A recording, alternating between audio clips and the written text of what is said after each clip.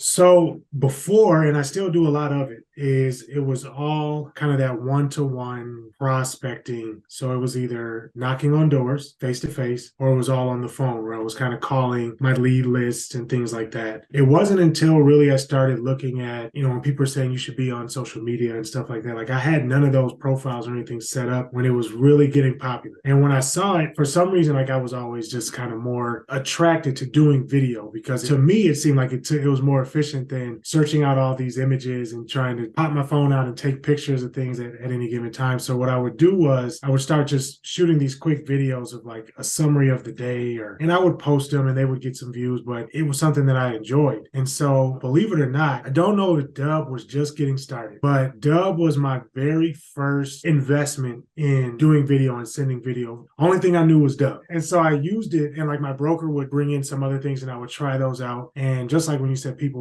come to you and say there was just something missing, I would always come back to Dubb because it had not only the features of like your calls to action right below the video, but also just being able to shoot the video all in one place, connect my email to it, and shoot off a one-off email. And then when you guys started incorporating the campaigns, and then I just kept on watching as like automations became a thing and all that stuff. And so I would just keep on kind of adding on to it. And over the last couple of years, especially with the pandemic, like video has become just where I go for everything. Like any webinar that I sit through for a new marketing plan, I try to figure out like, okay, how can this work for video? And how can I do this in Dubb, right? Because I know I can do it here.